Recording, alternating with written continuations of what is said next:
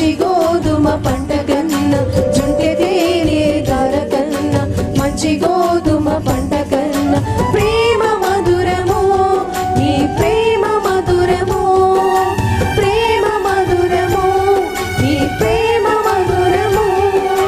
పౌరమా నీ ప్రేమ ఎంత మధురమో, పౌరమా నీ మనసు ఎంత నిర్మలమో.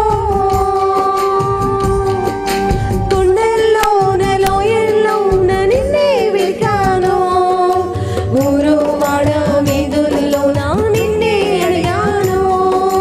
కొండల్లోన కోనల్లోన నిన్నే వెతికాను, ఊరు వాడ వీధుల్లోన నిన్నే అడిగాను. ఎటు చూసినాను ఏం చేసినాను, మదిలో నిన్నే తలంచుచున్నాను.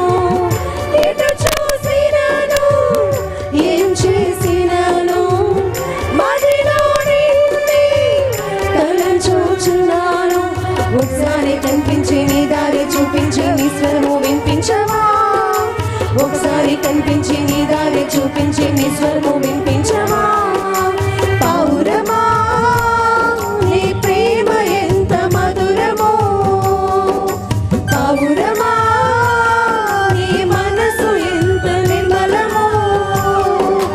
పౌరమా నీ ప్రేమ ఎంత మధురమో, పౌరమా నీ మనసు ఎంత నిర్మలమో.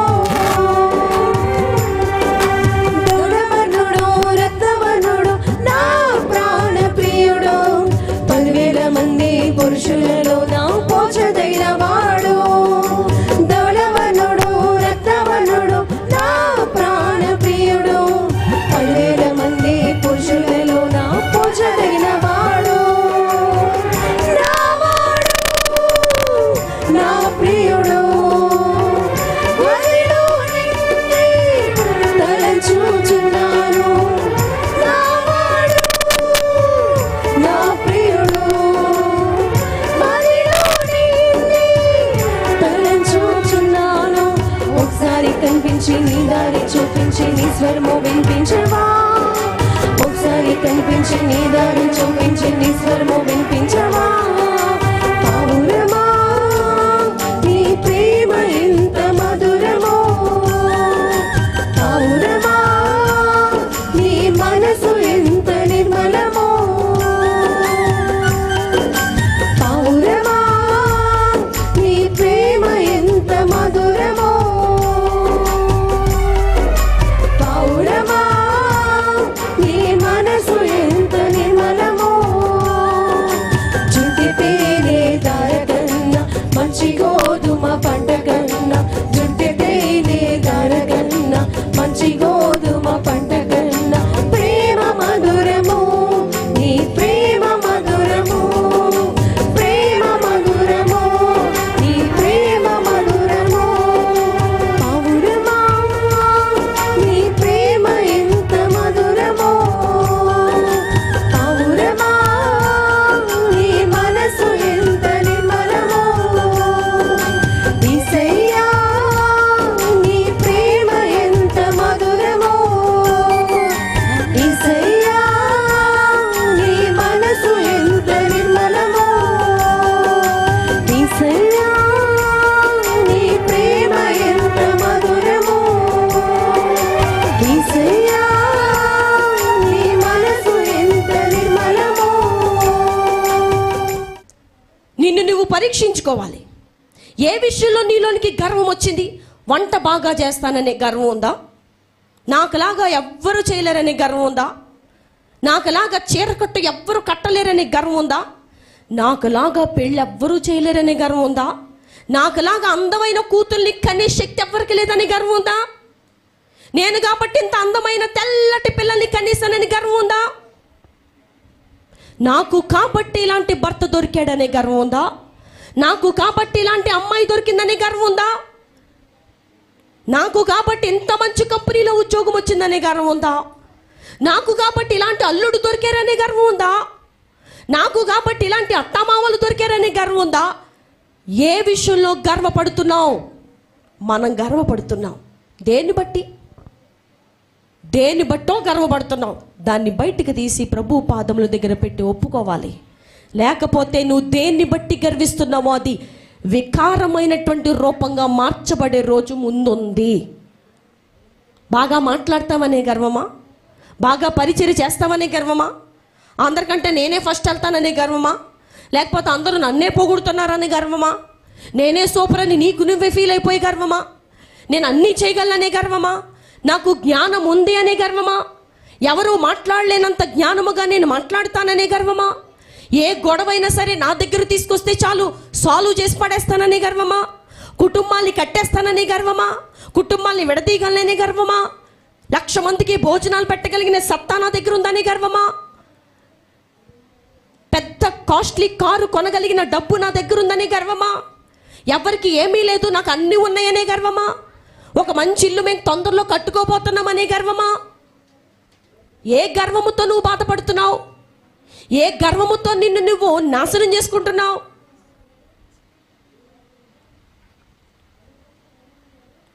సైతాను మంచి ఉద్దేశంతో దేవుడు తన్ను చేశారు. ఎప్పుడైతే గర్వించాడో నేలను పడేశారు, పాతాళ లోకానికి తొక్కేశారు. తన స్టాండ్ పోయింది, తన ఘనత పోయింది, తన పవర్స్ దేవుని రాజ్యంలో అన్నీ పోయినాయి. ఏవో కొద్ది కొద్ది ఆటలతో సర్వైవ్ అయిపోతాయి. ఈ భూమి మీదకి వచ్చి రకరకాలుగా చిందులేస్తున్నాడు, రకరకాల రూపాల్లో చిందులేస్తున్నాడు, మనుషుల్ని మభ్య పెడుతున్నాడు. అందమనే ముసుగుని తీసుకొచ్చి క్రైస్తవులకు తగిలించాడు. ఇక క్రైస్తవులు ఏం చేస్తారు? నేను అందగత్తెని, నేను రోడ్డు మీద నడుస్తుంటే ఏ మగాడైనా సరే పడాల్సిందే. నిన్ను సైతాను ఆవరించాడని మర్చిపోకు. నేను పాట పాడితే పక్షులు కూడా ఆలకిస్తాయి. గర్విష్ఠుడిగా చేశాడు నిన్ను దేవునికి దూరం చేయటమే వాడి యొక్క ముఖ్య ఉద్దేశం. అది గమనించుకోక ఎంతమంది పాపం గర్విష్ఠులైపోయి ఆ మాటల్లోనే చెప్తారు. నేను చాలామందిని చూశానండి ఇలాగా. ఇవన్నీ చెప్పుకుంటూ పోతే రోజులు పడతాయి. వాళ్ళ గర్వపు మాటలు వింటుంటే నాకు లోపల నవ్వు వస్తుంది. వారి గర్వపు మాటలు నేను వింటూ ఉంటే నాకెంతో బాధ అనిపిస్తుంది లోపల. వీరు దేవుని పిల్లలేనా? ఎందుకు ఇలా గర్విస్తున్నారు? ఎందుకు ఇలా గర్వపు మాటలతో వారు తమ్మును తాము హెచ్చించుకుంటున్నారు? ఒకసారి మందిరంలోనికి ఒక సహోదరుడు వచ్చారు. అందరూ జాగ్రత్తగా వినాలి. వాళ్ళు మాట్లాడుకుంటున్నారు. సేవకులతో మాట్లాడుతున్నప్పుడు నేను అక్కడే నిలబడ్డాను. ఆ సహోదరుడు అంటున్నారు, ఏంటంటే నా కొడుకు రేపమ్మ ఐఏఎస్ ఆఫీసర్ అవుతాడు. ఆ కొడుకు ఇంకా పెద్దోడు అవలా. After all 8th 9th చదువుతున్నాడేమో. ఏంటంటే నా కొడుకు రేపమ్మ ఐఏఎస్ ఆఫీసర్ అవుతాడు. ఎంతకీ ఆ కొడుకు ఐఏఎస్ ఆఫీసరు అవలేదు. ఎంతకీ ఆ కుమారుడు ఐఏఎస్ ఆఫీసరు అవలా. ఈ రకంగా పిల్లల్ని గర్విష్ఠులుగా తయారు చేసే తల్లిదండ్రులు ఉన్నారు. పిల్లల ముందే పొగిడి, పిల్లల ముందే వారి గురించి గొప్పగా చెప్పేసి, పిల్లల ముందే వారిని ఎక్కడికో ఆకాశమునకెత్తేసి వారిని ఏది అవ్వాలో అది కాకుండా చేసే తల్లిదండ్రులు కూడా క్రైస్తవ లోకంలో బ్రతుకుతున్నారు. ఇంకా వారందరితో దేవుడు మాట్లాడుతున్నారు, గర్విష్ఠుడా నువ్వు నాకు ఎప్పటికీ ఎనిమిగానే ఉంటావని చెప్పారు దేవుడు. ఏంటండి మంచి సేవకుడు మా అబ్బాయి రేపమ్మ పాస్టర్ గారు. మీరందరూ అంటారేమో కానీ జోషిబాబు కోసం నేను ఎప్పుడు నా నోటితో అనను. నాకు అలాగూ బోస్ట్ చేయడం నచ్చదు. నేను అలాగూ పెంచబడలేదు. ఒకవేళ ఎవరైనా అన్నా సరే, అవును ఈ సంఘం అంతా నడిపేస్తాడు, మరి మా తర్వాతే అంతా ఏంటనుకుంటున్నారు మరి అని చెప్పడానికి ఏముందండి అక్కడ? నీ కొడుకు జీవితాన్ని నువ్వు రాస్తావా? దేవుని చేతిలో ఉంది కదా వారి జీవితము. నువ్వు చెప్పినంత మాత్రాన వాళ్ళు అయిపోతారని అనుకుంటున్నావా? వాళ్ళు భక్తి చేయాలి, వాళ్ళు రక్షించబడాలి, వారు మారు మనసు పొందాలి, దేవునితో వారికి ఒక స్పెషల్ లింక్ ఏర్పడాలి. అప్పుడు కదా జరిగేది.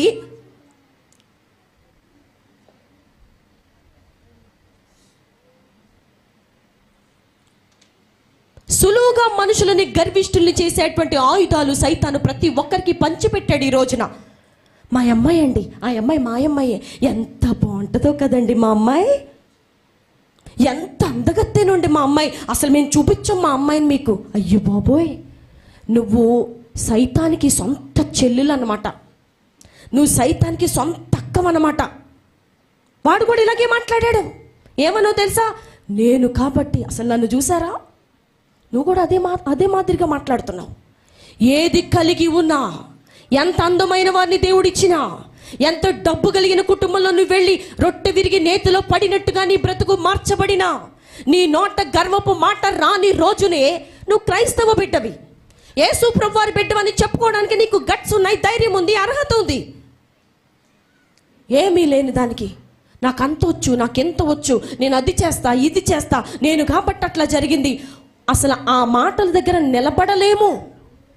ఆ గర్వముగా చెప్పుకుంటున్న మాటలు అసహ్యము. చిన్న చిన్న పిల్లలు ముద్దుగా మాట్లాడతారు. వాళ్ళు ఏబిసిడీలును జానీ ఎస్ పాప కాక ఇంకేమన్నా పెద్ద పెద్ద పుస్తకాలు చెప్తారా? వారిని బట్టి గర్వించి చెడిపోయిన వారు ఉన్నారు. వారిని బట్టి గర్వించేస్తారు. ఒక 5 కాసులు హారం ఉంటే గర్వించేస్తారు. ఎక్కడా లేనటువంటి ఒక కొత్త బట్ట నీ దగ్గరికి వస్తే గర్వించేస్తారు.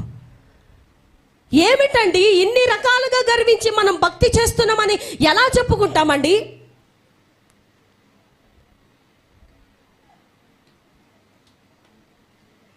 నా దగ్గరికి ఒక సహోదరుడు వచ్చారు. ఆ సహోదరుడు వచ్చి ఏం చెప్తున్నారు తెలుసా అండి? అంటే అసలు ఈ విషయాల్లో కూడా గర్విస్తారని నాకు అప్పుడే తెలిసింది. మా పెళ్ళంతటికి ఒక గ్యాస్ బండే వాడని తెలుసా? మీరు ఎన్ని గ్యాస్ బండ్లు వాడారు మీ పెళ్ళికి? 4 వాడామండి. 4 వాడారు.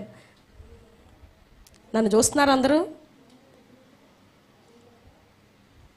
మేం కాబట్టి ఎన్ని గ్యాస్ బండ్లతో సరిపెట్టాం అంతమందికి భోజనాలు?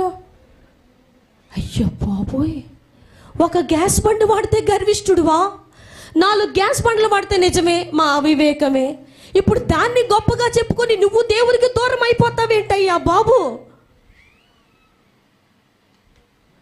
సైతానుగాడికి ఎందులో సందుంటే అందులో దూరి నిన్ను గర్విష్ఠుడిగా చేస్తాడు. జాగ్రత్త. ఇందులోనే గర్విష్ఠుడు చేస్తాడు అనుకోకు. బంగారం ఉంటేనే గర్విష్ఠుని చేస్తాడు అనుకోకు. ఏమీ లేని రోడ్డు పక్కన నేర్చుకునేవాడు కూడా గర్వం అంటే ఏంటో నేర్పించగలిగిన టాలెంట్, దుష్ట మనసు సైతాన్లో ఉంది.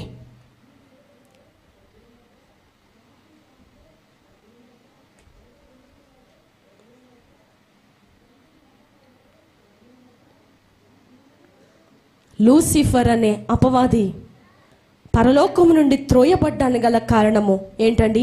గర్వము. అందరూ చెప్పాలి ఏంటది? గర్వముతోనే పడిపోయాడు. ఇక దేంతోనే పడిపోలా. ఎవరినో కొట్టి పడిపోలా, ఎవరినో తిట్టు పడిపోలా, ఎవరి మీద ఆయాసం పెట్టుకుని పడిపోలా. గర్వము ఎంత డేంజరసో ఈ సిచ్యువేషన్ చూస్తే మనకు అర్థమవుతుంది. తన స్టేటస్ ఎక్కడ? తన స్టేటస్ ఎక్కడ అసలు? ఒకప్పుడు దూతలందరిపైన అధికారము దేవుడు అనుగ్రహించినటువంటి పదవి కదా, పరలోకంలోనే ఉన్నతమైన స్థానము కదా నీది. నువ్వు ఇంత కిందకి ఎలా దిగజారిపోయావు లూసిఫర్? గర్విష్ఠుడనయ్యాను నేను.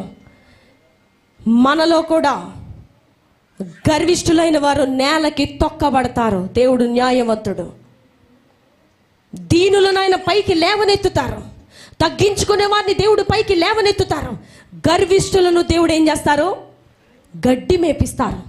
దానియేలు గ్రంథంలో మనం చూస్తాం. నెబుకద్నెజర్ అనే రాజు ఆయన మనసులో అనుకుంటున్నారు, అబ్బా ఈ బబులోను మహానగరము నా యొక్క జ్ఞానము చేత నా ప్రభావ ఘనతను కనుపరుచుకోవడానికి నేను కట్టించినది కాదా?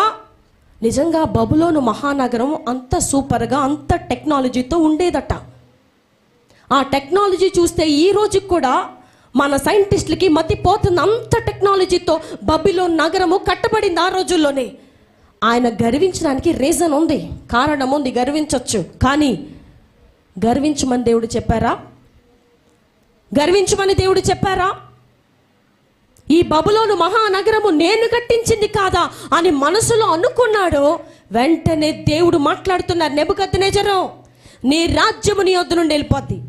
ఒకటే సూత్రం, నువ్వు దేన్ని బట్టి గర్విస్తున్నావో అది నీ దగ్గర నుంచి వెళ్ళిపోద్ది. అర్థమైందా? నువ్వు దేన్ని బట్టి గర్విస్తున్నావో అది నీ దగ్గర నుంచి వెళ్ళిపోద్ది. దేన్ని బట్టి గర్విస్తున్నావో అది నీ దగ్గర నుంచి వెళ్ళిపోద్ది. నువ్వు ఉద్యోగం బట్టి గర్విస్తున్నావా?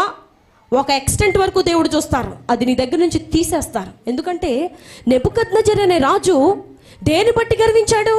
ఆ రాజ్యం బట్టి గర్వించాడు. నీ రాజ్యము నీ యొద్ద నుండి ఏమైపోయింది? తొలగిపోయింది. కొంతమంది కోడళ్ళు బట్టి గర్విస్తారు, అల్లుళ్ళ బట్టి గర్విస్తారు. మా అల్లుడండి అస్సలా లక్షలు పోసేస్తాడండి మాకు. మా అల్లుడంతా సూపర్ అల్లుడు, మీకు ఎవరికి దొరకలా. మేము అతన్ని అడ్డు పెట్టుకుని కోటీశ్వరం లక్షాధికారులు అయిపోయాం. మా అల్లుడు. దేవుడు సెలవిస్తే నీ అల్లుడు నీ చేతిలోంచి ఏం చేస్తారు? దేవుడు తీసేస్తారు. మా కొడుకండి, మా కుమారుడు అస్సలు సూపరు. ఆ సూపర్ అని దేని గురించి అనుకుంటున్నావో ఆ సూపర్ని దేవుడు తీసేస్తారు. దేన్ని బట్టి గర్విస్తున్నావో అది నీకు రాకుండా చేయగలిగిందే న్యాయవంతుడైనటువంటి నువ్వు నేను నమ్ముకున్న దేవుని యొక్క మనస్సు. అతిశయించువాడు దేని బట్టి అతిశయించాలి? భూమి మీద కృప చూపుతున్నటువంటి దేవుని బట్టి అతిశయించాలి. ఆహా, దేవుని కృప ఎంత గొప్పది, దాన్ని బట్టి అతిశయించాలి. దీన్ని బట్టి అతిశయించేవారు బహు తక్కువ మంది ఉంటారు. దేవుడు కృప చూపుతున్నారంటే కృపను పొందుకోవడం మనకి చేతనవుద్ది. దీవెనలు ఇస్తున్నారంటే ఆ దీవెనలు తీసుకోవడం చేతనవుద్ది. దాన్ని బట్టి అతిశయించడం మనకు చేతనవుతాం. దేవుని బట్టి అతిశయించడం మనుషులకి చేతనవ్వట్లా. ఎంతసేపు ఉన్న వాటిని బట్టి అతిశయం. 10th క్లాస్ పాస్ అయ్యాను, అతిశయం. 1st క్లాస్లో పాస్ అయ్యాను, అతిశయం. నాకు గవర్నమెంట్ ఉద్యోగం వచ్చింది, అతిశయం. లేకపోతే ఇంకేదో వచ్చింది, అతిశయం. నేను పట్టు చీర కట్టుకున్నాను, అతిశయం. నేను బంగారం వేసుకున్నాను, అతిశయం. నేను పెళ్లి చేసుకున్నాను, అతిశయం. నేను ఒక కుటుంబంలో వివాహం జరిగినటువంటి కొద్ది రోజులకి కృతజ్ఞతా కూటం పెట్టుకుంటే ఆ గృహానికి వెళ్ళాం మేము. అసలు ఆ పెళ్లి చేసుకున్నటువంటి పెళ్లి కొడుకు ముఖంలో నాకేం రాశాడంటే చక్కగా ముఖంలో, ఓయ్ చూసావా, నేను కాబట్టి ఇలాంటి పెళ్లి చేసుకుని ఇలాంటి భార్యను తెచ్చుకున్నా, నేను కాబట్టి ఇలాంటి కృతజ్ఞతా కూటం పెట్టా. ఆఫ్టర్ ఆల్ నీ లెక్కెంత? Face is the index of the, చెప్పాలి, face is the index of the, ఈ మైండ్లో ఏమి జరుగుతుందో ముఖంలో చెప్పచ్చు. నేను చూసి ఆశ్చర్యపోయా, అయ్యో బాబోయ్ ఏంటి ఇలా అనుకుంటున్నాడు ఈ అబ్బాయి పాపం.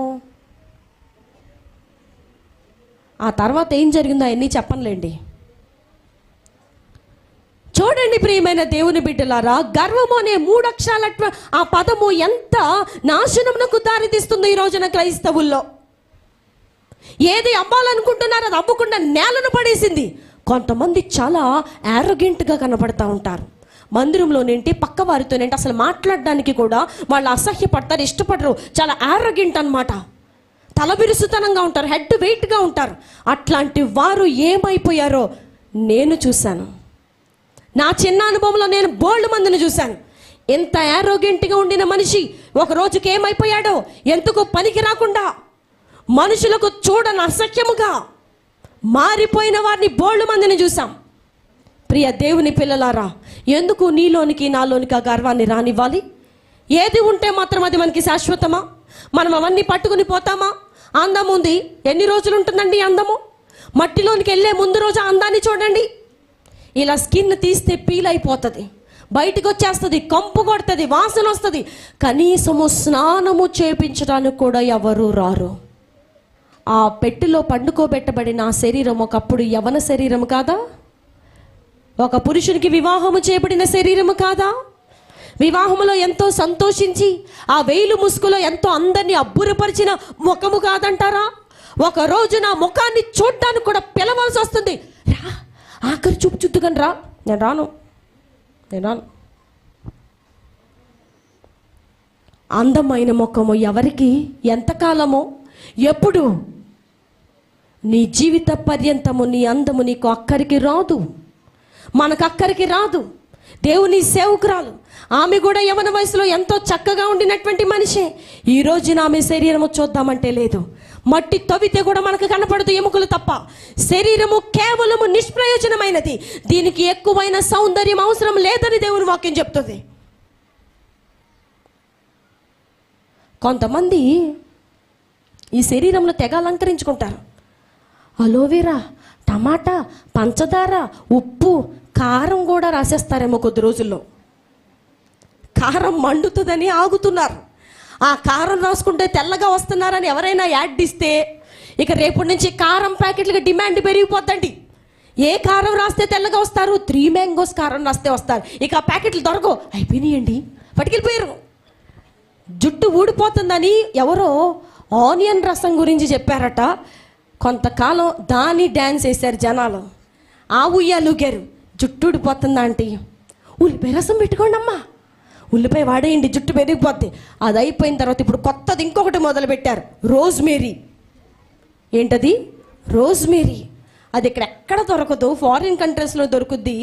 మన తయారీదారులు MBA చదివిన వాళ్ళందరికీ తెలివితేటలు ఎక్కువ. రోజ్మేరీ అని చెప్పి వేరే దాంతో తయారు చేసి పైన స్టిక్కర్ ఏమంటిస్తున్నారు, rosemary oil, rosemary massage oil. అది కొనేసుకోవటం, ఎవరిని అడిగినా రోజ్మేరీ ఆయిల్. ఎన్ని సౌందర్య చిట్కాలు! ఎప్పుడు చూసినా పచ్చమొహం వేసుకుని కనబడతారు కొంతమంది. ఏం రాశారు? పుదీనా అండి. ఏం రాశారు? కరివేపాకండి. అన్ని రకాల సౌందర్యాలు ఈ ముఖానికి. ఒకరోజు నీ శరీరం ఎక్కడికి వెళ్ళిపోద్ది? మట్టిలోనికి వెళ్ళిపోద్ది. పిలిచిన చూడటానికి రావట్లేదు. ఈ శరీరాన్ని ఆఖరి చూపు చూసుకోవడానికి రండి అంటే బాబోయ్ వాసన. హాస్పిటల్లో రకరకాల మందులు, యాంటీబయాటిక్స్ ఎక్కించి ఆ శరీరము కుళ్ళిపోయింది. దానిలో ఏమైనా జర్మ్స్ ఉంటే మాకు అంటుకుంటాయి, బ్యాక్టీరియా మాకు అంటుకుంటుంది. బాబోయ్ మేము పట్టుకోం, మాస్కులు వేసుకుంటాం, చేతులకి గ్లౌజులు వేసుకుని పట్టుకుంటాం. నీ శరీరానికి ఎంత వాల్యూ ఉందో చూసావా? మన శరీరానికి ఎంత వాల్యూ ఉంది. బ్రతికి ఉన్నప్పుడేనండి ఈ శరీరం మీద అసహ్యత కలిగి ఆత్మను బలపరుచుకునే పనిలో పడాలి ప్రతి ఒక్కరు. దేన్ని బలపరుచుకోవాలి? ఆత్మను సౌందర్యవంతురాలుగా తీర్చిదిద్దాలి. రేపు దేవుని ముందు ఈ ఆత్మ నిలబడినప్పుడు అందముగా, అబ్బా ఎంత బాగా అలంకరించబడ్డావు, ఏ సంఘంలో అలంకరించబడ్డావు? పలానా ది లార్డ్స్ ఇవాంజలికల్ ఫెలోషిప్ సావాసంలో అలంకరించబడ్డాను ప్రభా. నీ మెడకు కంఠహారం ఎప్పుడు వేసుకున్నావు? నీ చెవులకు పోగులు ఎప్పుడు వేసుకున్నావు? నీ కళ్ళకు కాటుకు ఎప్పుడు పెట్టుకున్నావు? ఇంత సౌందర్యవంతురాలైనటువంటి వధువు సంఘమును నేను చూస్తున్నానా? నేను వివాహం చేసుకోబోతున్నానని ఆ వరుడైనటువంటి క్రీస్తు నిన్ను నన్ను చూసి ఆశ్చర్యపడాలి. కానీ శిథిలమైపోయి శరీరం కోసం ఆశపడుతున్నారు మనుషులు. ఆత్మను గాలికి వదిలేశారు. అది ఎలా ఉందంటే, చచ్చిపోయినప్పుడు మనిషి ఎలా ఉంటాడో వాసన కొడుతూ అలా ఉంది ఆత్మ. శరీరం మాత్రం సూపర్. ఆ శరీరాన్ని చూసుకుని వ్యభిచారమునకు పాల్పడుతున్నారు. ఆ శరీరమును చూసుకుని భర్తను కాదని పరపురుషులతో తిరుగుతున్నారు. చూడండి, ఏ శరీరములు అయితే దేవుని వాక్యమునకు విరుద్ధముగా వ్యభిచార కోపంలో దిగిపోతాయో వాళ్ళకి ఎయిడ్స్ వ్యాధి వచ్చుట మేము వింటున్నాం. ఆ శరీరమునకు భయంకరమైన రోగాలు చుట్టుముట్టుకుంటా మేము చూస్తున్నాం. ప్రియ సంగమా, ప్రియ దేవుని బిడ్డలారా, నీ శరీరము మన శరీరము దేవుని యొక్క, చెప్పాలి, దేవుని యొక్క ఆలయము. నీ దేహము దేవుని ఆలయమనియు దేవుని ఆత్మ మీలో నివసించుచున్నాడని మీకు తెలీదా? ఈ దేవుని ఆత్మ నివసించే శరీరము కోసం ఎక్కువ ఆశపడకుండా బ్యూటీ పార్లర్, ఎన్ని పార్లర్లు ఉన్నాయండి? రోజుకొకటి, వీధికొకటి. అందరూ అందులో ఏం జరుగుతుందో మీరు చూడటానికి వెళ్తే ఏం చేస్తారు? ఒళ్ళు తోమించుకుంటున్నారు బద్ధకస్తులు. మెనిక్యూర్ అంటే ఒళ్ళు మొత్తం తోమేస్తారు. మనం అలా చచ్చిపోయిన శవాలు అలా పడిపోతే 4-5 వచ్చేసి మన శరీరాన్ని ఏం చేస్తారు? తోమేస్తారు. పెడిక్యూర్ చేపలతో కరిపిస్తారట. చేపలు వచ్చి మన కాళ్ళు కొరికితే చిన్నగా ఆ చిన్న నోరు వేసుకుని దానికి 1000 రూపాయలు ఛార్జ్ చేస్తాడు, కట్టేసి వస్తారు. ఇంట్లో కాళ్ళు దోముకోమంటే ఎవరికి ఒళ్ళు వంగదు. శిథిలమైపోయి ఈ శరీరమునకు ఎక్కువైన సౌందర్యం అక్కర్లేదు అని దేవుని వాక్యం చెప్తుంది. దేవుడు ఆల్రెడీ మనల్ని సౌందర్యవంతులుగానే చేశారు. ఎక్కువైన సౌందర్యం మనకి అవసరం లేదు. నేను చాలా మందిని మన సంఘంలోనే చూస్తూ ఉంటా. సంఘానికి వచ్చినప్పుడు పెచ్చ మొక్కల్లాగా వస్తారు. కొద్ది కాలం అయ్యేటప్పటికీ వాళ్ళలో ఇంప్రూవ్మెంట్ కనపడుతుంది. నీట్గా ఉండడం తప్పు కాదు సుమా. Everyone should be clean and tidy అన్నారు. నీట్గా ఉండాలి, చూడ్డానికి ప్లెజెంట్గా కనపడాలి. మన యొక్క ఆకృతి ఎక్కడా లేని విధంగా వాళ్ళని చూస్తే భయం వేసి రాత్రి కలలోకి వచ్చేలాగా తయారై వచ్చేస్తారు. ఏంటి ఇవన్నీ వేసుకున్నారు? మేము ఇంప్రూవ్ అయ్యాం. చర్చిలో వాళ్ళని చూసి, చర్చిలో ఉన్న వాళ్ళందరినీ చూసి మేము ఇంప్రూవ్ అయ్యాం. చర్చిలో వాళ్ళు అలా పెట్టుకుంటున్నారు, మేము ఇలా పెట్టుకుంటాం. చర్చిలో వాళ్ళు అలా కట్టుకుంటున్నారు, మేము ఇలా కట్టుకుంటాం. ఆత్మలో ఇంప్రూవ్ అయ్యావా? ఆత్మలో నేర్చుకున్నావా? ప్రార్థన నేర్చుకున్నావా? నీలో ఉన్నటువంటి గర్వమును పక్కకు తోసేసి దేవుని కొరకు బ్రతకాలన్నటువంటి ఆశలు నీలోకి వచ్చేలాగా ఎవరిని చూసి నేర్చుకున్నావు? ఏం మాకు అవసరంలా. మందిరంలో చూసి శరీర సంబంధమైన ఈ శరీరంలో మేకప్పులు దేనికండి? దేనికి? ఒక రోజున మట్టిలో పెట్టడానికి కూడా అసహ్యపడతారు, పట్టుకోరు. చచ్చిపోయిన వాళ్ళు బట్టలు వేసుకోవడానికి ఎవరైనా ఇష్టపడతారా? అది ఎంత కాస్ట్లీ బట్టలు అయినా సరే మాకొద్దు అనేస్తారు. ఎందుకని? నీ శరీరం వాల్యూ ఎంతో దాన్ని బట్టి తెలుసుకో. బ్రతికి ఉండినప్పుడే ఈ లోపల ఆత్మను కడిగేయాలి. ఏం చేయాలి? నాలో ఏ గర్వం వచ్చింది ప్రభా? నేను పతనం అయిపోవడానికి నాలో ఉన్న గర్వం ఏంటో నాకు చూపించండి. నీ ప్రార్థన నా ప్రార్థన అలాంటిదై ఉండాలి. ఈరోజు నేను ఒక సాక్ష్యం చెప్తే నన్ను అందరూ పొగిడారు, దాన్ని బట్టి నేను గర్విష్ఠులయ్యానా? నేను వాక్యము చెప్పటాన్ని బట్టి నన్ను పొగిడారు. నేను మీటింగ్స్కి వెళ్ళినప్పుడు ఇక్కడున్న చుట్టుపక్కల ఉన్నటువంటి ఈ పిల్లలు యవనస్తులు నాతో పాటు వచ్చిన వాళ్ళు అడిగితే చెప్తారు, నన్ను పల్లకీల మీద మోసేసినంత మాట్లాడతారు. అవును, నచ్చితే నంది అంటాడు, నచ్చకపోతే పంది అంటాడు. మనిషి యొక్క నైజం అది. నువ్వు మనుషుల లెవెల్లో ఉన్నావా, దేవుని యొక్క లెవెల్లో ఉన్నావా?